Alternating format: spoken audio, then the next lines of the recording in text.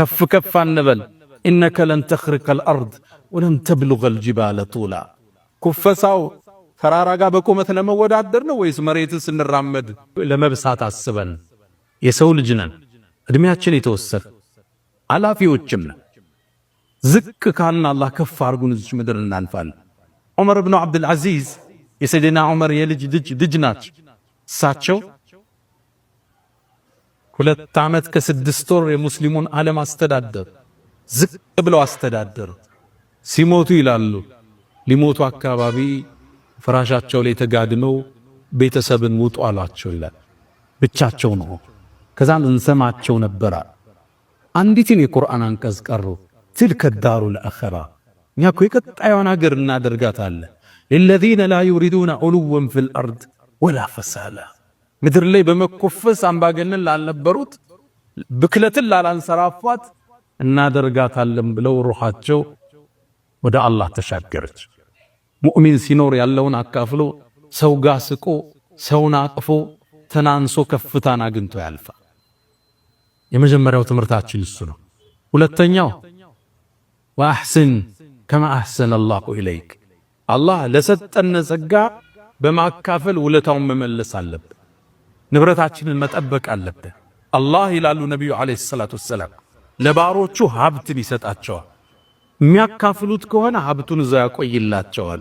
እጃቸውን ከሰበሰበ ወደ ሌላ ስም ይቀይረዋል ይላሉ። ሐዲሱን ሰሒህ። ባሮቹ ዘንድ ያሰራጨውና ሲይዙ ይዝባቸዋል፣ ወደ ሌላ ይቀይረዋል። አካፍሎ ማደር፣ ሰደቃ መስጠት ከዚህ ታሪክ የምንማረው ወሳኝ ነገር። አንድ ነብዩና መሐመድ አለይሂ ሰላቱ ወሰላም መስጂድ ላይ ቁጭ ብለው ያሉ አንድ የቁርአን አንቀጽ ወረደ። ለን ተናሉል ቢራ ሐታ ቱንፊቁ ሚማ ተሕቡን እናንተ እኮ ጀነትን የመልካም ሥራ ምንዳችሁን አታገኙም ይላል አንቀጹ። ሐታ ቱንፊቁ ሚማ ተሕቡን ከምትወዱት ነገር እስክትሰጡ ድረስ ይላል። ይህን አንቀጽ አቡ ዳህዳህ የሚባለው ታላቁ ሰሃባ ሰማ። ወደ ነቢዩ መጣ። የአላህ መልእክተኛ ቁርአኑን ሰማሁት፣ ከምንወደው ነገር ካልሰጠነ የመልካም ነገር ምንዳችንን አናገኝም እንዲህ አላቸው። አንቀጹ እንደዛ ነው የሚለው። ከዛም የአላህ መልእክተኛ የኔን ማሳ ታውቁት የምወደውን አላቸው። የቱ ነገራቸው። ውብ ማሳ ነበረ። 600 በላይ የቴምር ዛፍ ያዝ፣ የራሱ ምንጭ ያለው ማሳው ውስጥ አገልጋዮች ያሉበት የሚያፈራ። ነቢዩም አለይሂ ሰላቱ ወሰላም እዛ ማሳ እየገቡ ውሃ ይጠጡ ነበር። ውሃውም ጣፋጭ ነው ብለው የተናገሩለት ማሳ ነበረው። የአላህ መልእክተኛ እምወደው ንብረቴ ነው ለአላህ ሰጥቻቸዋለሁ አለ። ለአላህ ሰጠ ይሄን ንብረቱ ለአላህ በጀነት ለውጦ ከቤት ከመስጊድ ሲወጣ ሚስቱና ልጆቹ ማሳ ውስጥ ናቸው። ቴምር አንስተው እየበሉ ነው። ጮኸ። ያ ኡመት ዳህዳህ አላት ሚስቱን። አቤት አለችው። ይሄን ማሳ ለአላህ ሽጠነዋል፣ ቴምር እንዳታነሽ አላት። ማሳው ውስጥ ሲገባ ልጁ ቴምር እየበላ ነው። ካፏ ወጣውና ልጄ ወይ ለአላህ ሽጠነዋል መብላታችንን ብሎ ይዞት ወጣ።